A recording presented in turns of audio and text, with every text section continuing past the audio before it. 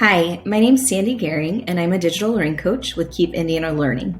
Today, I'm going to share with you another coach's tip, tool, or app for your teacher toolbox. And today, I want to talk about one that, again, maybe many of you already know about, but I wanted to share it with you. And I wanted to share how I have used it just this year. So the tool I want to talk about today is Google Sites. And you have Google Sites if you are part of G Suite or you use Gmail. It is a free part that comes with it, and it is a great way to set up whatever kind of website you might need. So at first, when I started looking at Google Sites, I was a little bit overwhelmed. But then once I started using it, I realized it's so simple to use. It is very easy to drop in things that you want to add, and I want to talk about how I used it this year. So I was doing my newsletter for my students using S'more. And then my S'more free time ran out and I wasn't able to get a license through my district. So then I started thinking, how do I create this simple newsletter format, just like S'more, that's going to look like it, but be just as easy for me to do? And I decided the best way for me to do it was using Sites. So I created this year my newsletter on Sites. And let me just show you how I did it. And then we can talk more about the different pieces you can add and all the things you can do with it. So I decided to go with a really basic format this year. I was working with parents who, some of them were very comfortable with technology. Some of them just wanted the information right in front of them. Others that would have been done a really great job with a more complex system. But this was what worked for me, and it was quick and easy for me to change every week. So the way I set up my Google site this year, after I stopped using S'more, was by just kind of putting, here is the month, and then here's our date and the information I needed below it. Really simple for my parents to follow. So again, every month I would kind of change this header, and if I were going to do it in a more complex way, every month would have a different page, but I didn't want that. Remember, I wanted something simple and easy for them. So every month got a new header, and I switched the color just so that they could see, hey, we're in a new month and I'm paying attention to blue. Then I would change the weekly so that it was easy for them to follow. And then I would start my information. So I always had my welcome piece to my families, what we were learning about for the week, and then something for them to try out, whether it be this, for instance, was the summer reading challenge to make sure they were aware that the reading challenge was out there. Maybe it was websites that I wanted them to look at because they matched up with what we were talking about. But that's how I really laid out everything. So again, you would see the next week, my welcome to the families, what we were learning about, and then my topic to think about and to think about for home. And I did this all the way through. As you can see, each month it would change. Here we needed information for them to fill out. So I was able to drop in a Google form. Really easy to do. I'll show you how to do it. And then these are different websites. So I can click on these and it's going to take me to a new website, all embedded within that Google site. So again, a way just to get information to my parents that was quick, easy, and simple. I just want to take you down so that you can see what happens. So once you get past March or May, since we went to the next month, it takes away the header. So that's why when I was thinking, if I were really going to set this up and do it in a more complex way, I would do a different page for each month. But I didn't want that, nor did I really at the time have the time to figure that out. So this was easy.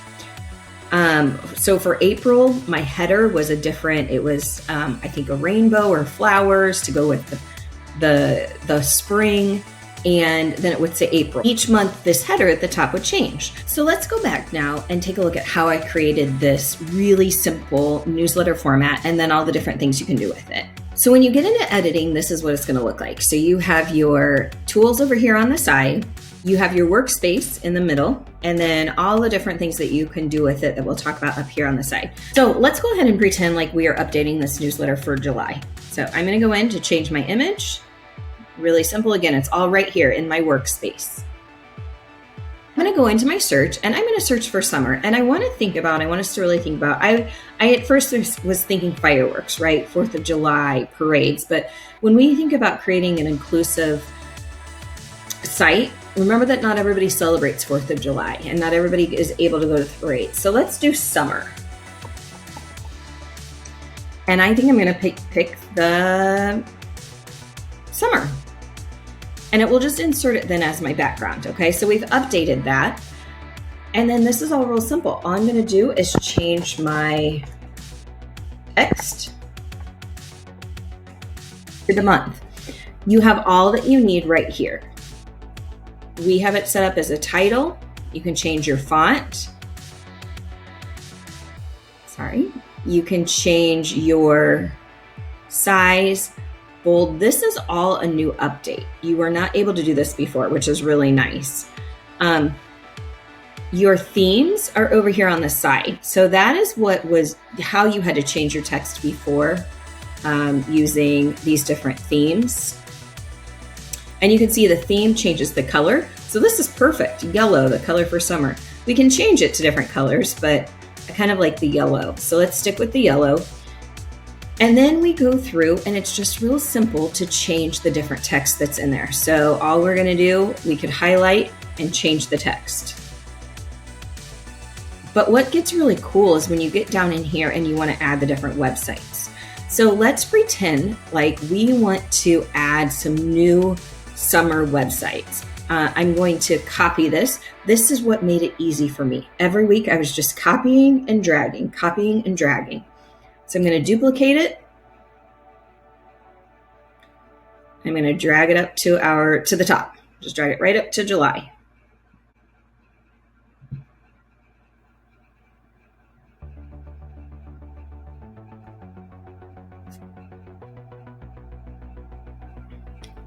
And so let's go ahead and change this we're just going to change this to July 1st.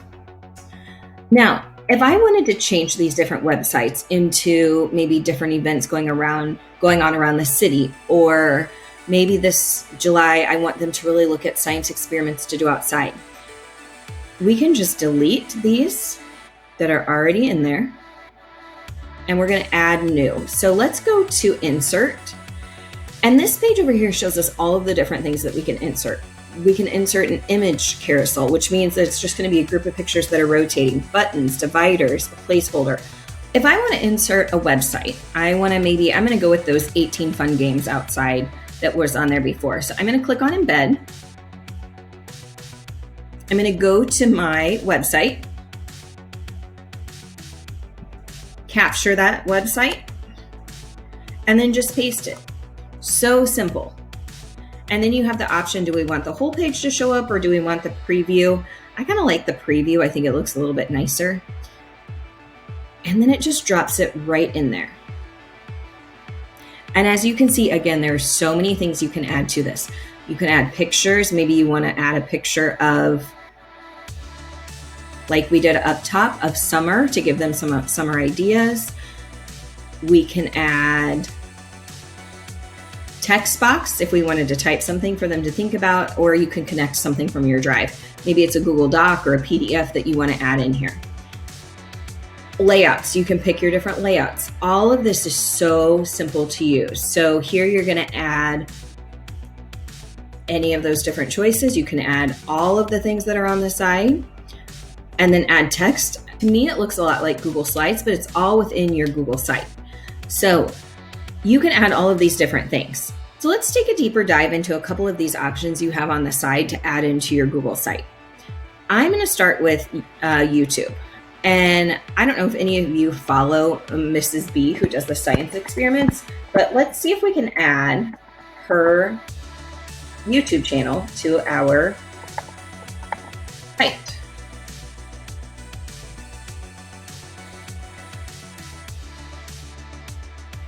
So there's her TikTok channel, some different science experiments that she's done. Let's just do this first one. So it inserts it then directly into our Google site. And if you don't like the way it looks, it's really simple. All you have to do is drag our documents up to a different spot. And then it puts them side by side, not our documents, drag our tiles kind of to different spots. So YouTube, you can go ahead and search right within your Google site and add it in, or you can always go back, and if you know the web address, you can embed it in that way. Let's take a look at another one that is really helpful, and I'm going to go to a different page. I want you to think for a second the way I have this set up. Is it really the best, most helpful way for parents if they were trying to get information from previous newsletters? Probably not. But remember, at the time, I wanted something quick, simple, and easy. So let's go in and look at a different page, because when we talked about adding different pages to this, then it's going to become more complex, but it's also going to be easier to find information. So I want to go and look at the calendar, but I'm going to jump to a different page. So I'm going to go to my pages, and I have a site, or my next page is called Upcoming Events. Maybe this would have been my July page versus upcoming events, but I just wanted to kind of show you. So upcoming events, and we would want to go ahead and make sure the image changed in the background. But you can add a calendar, directly one of your Google calendars to your Google site. What I would not recommend is making it your personal calendar. So right now, this is just my calendar for my own Gmail, but maybe if I had a class calendar set up, that would be really helpful, where I could put in, like it says, upcoming events, field trips, due dates for different things, maybe units of study. Hey, we're starting nonfiction text on June 7th and going through June 11th. But you can add your calendar right from here. It's such a cool way to keep it up to date. Here's an example of those 3 pictures of the picture carousel. So this will rotate through. Another thing I wanted to talk about that I added here for you to look at is I put in Google Slides. So this is really simple to do. I click on Slides, and it's going to search my drive for all the different sites. And let's say I wanted to keep this one in. So I click on it and insert it, and then it's right there within my site.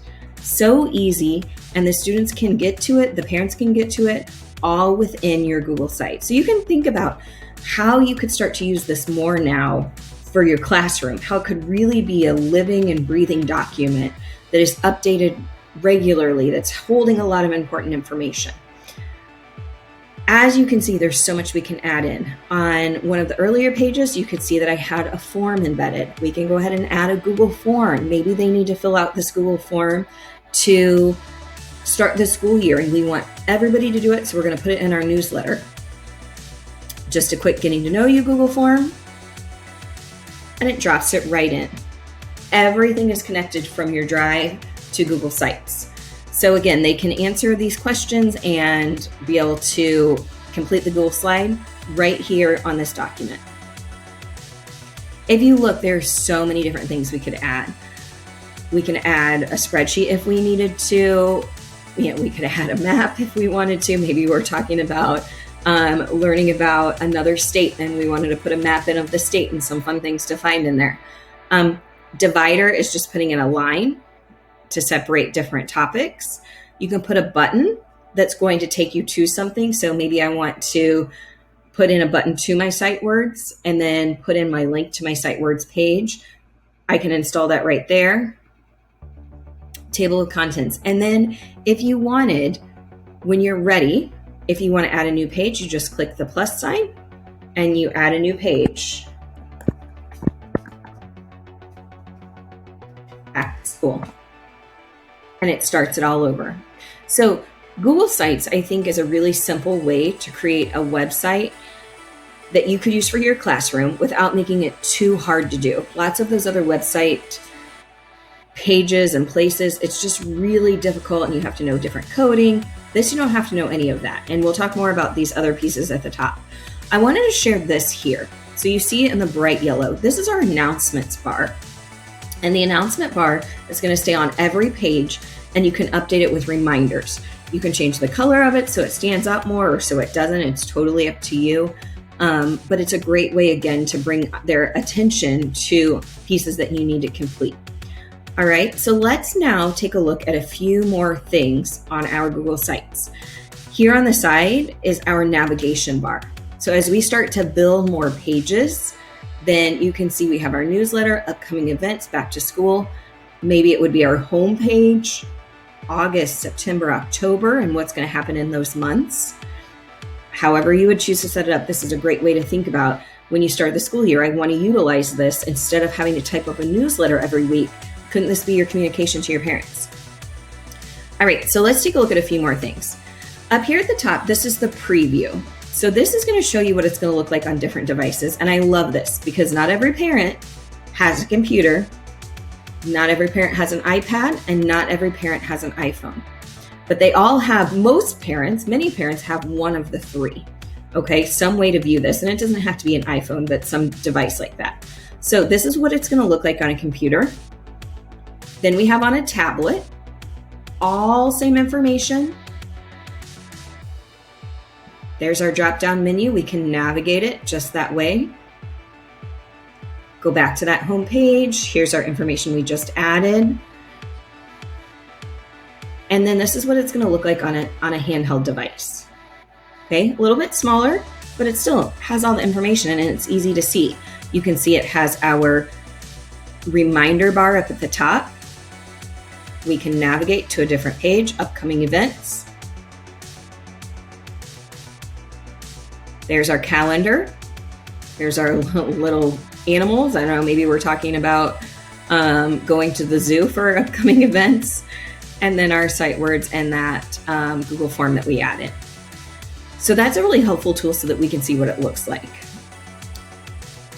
If you wanted to add collaborators, just like any other part of G Suites, we can always add a collaborator. So maybe you want to add somebody that I'm going to do this with a partner. Why not make this a grade level newsletter that we have going on? And maybe each teacher has their own page. Or we have our collective information and then it breaks down for the different units. You can add collaborators. I also wanted to show you how you share it. So when it comes time, you could always keep this link shared out. It's also can be public. Depending on how you have it set, you can set it up so that your website is searchable. It all depends. It can be searchable through something like Google, or it can be private. So right now I have mine set up that you have to have the link to find it. But if I wanted to change that, change that. But just think, you share that link one time with parents at the beginning of the year, and then they can always go back to it or bookmark it. If anybody else is like me, I constantly am adding pages to my home screen on my phone, so parents could do that. So it's always right there. Think about how beneficial that would be. The next part I want to look at is the settings. So within settings, you can change your mode of where you want your navigation bar to be. So I had it set at the side, now it's at the top. It just changes it. Color, again, maybe I want it to be transparent. It doesn't stand out quite as much. Maybe I want it to be white. Maybe fits a little bit better with the theme, or the black stands out even more. Search settings just means, like, do I want them to only be able to search within this site, or when they click on the magnifying glass, or search everything else? I would always just keep it within the site. I don't think there needs to be a reason. If for some reason you wanted to come up with a branding, maybe your classroom wants to come up with their own logo, you can add the logo in here and then it will get added to your site. The other pieces to think about, you've got some viewer tools. I don't ever use the analytics, but if you wanted to take a look at how often your page was getting visited. And then this is that announcement banner. So this is where I think it would be really important, because if there's something urgent that you want families to know, this is where you would turn to. You know, maybe parents, guardians, grandmas, grandpas, if you want them to have that information right in front of them at the top of their page, this is a great place to do it. You don't have to show the banner and it's going to take it away, or you can show it, change your color to whatever color you want. I like the yellow because it stands out. And then you type your announcement. You can also add a link there or a button, but I just like that it's right there in front of them all the time. All right, and then decide, do you want on the home page or all pages?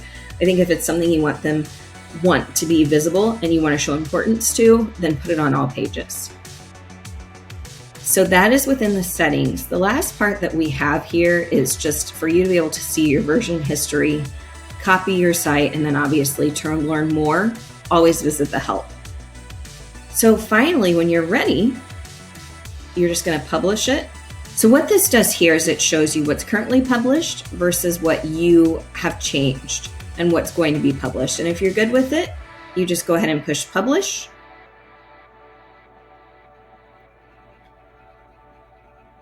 And then your new page is published. And again, you can see what it looks like by going into preview. And let's go to the computer. And we're going to go to the home. And this is what our newsletter looks like.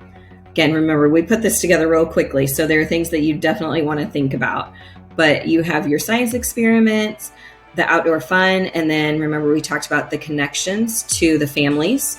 So there are different conversations, what we're learning. We added our upcoming events page, so we have our calendar with our little animals, maybe as a reminder that we might be going on a zoo field trip soon. We added in our snap words and the getting to know you piece. And then we added our new page called Back to School. Okay, we didn't put anything there. And don't forget at the top, we have our announcements bar. So hopefully this gave you some ideas on how to use Google Sites as a part of your classroom. It doesn't have to replace a school website. That's not at all what it should do, but it's a way for you to get information out to parents if that's what you choose. You could even use it with students. And again, have a student support you with creating this. Also make it student friendly. So maybe this is a site that you want the students to use more frequently. Maybe this is what we're going to use to keep our social studies content, and it's going to be all about our social studies units for the year. And we've got our different units with websites we want them to visit, with videos we want them to watch, with Google Forms they need to fill out. Think about how you could utilize this to support your own instruction. Also, it's a great way to connect to parents. So hopefully I've given you some ideas and some things to think about as to how you could use this for your classroom. If you've used Google Sites before, or if you're planning on using it next year, I'd love to hear about it and get some ideas from you. So feel free to tweet me at Sandy Goehring. If you have any questions, do the same so I can reach out and help you problem solve. And don't forget to follow KeepIndianaLearning.org for even more professional learning opportunities. And you can also find Keep Indiana Learning on TikTok, Instagram, Twitter, and on YouTube. So thanks so much, and I hope you got some ideas today. Bye.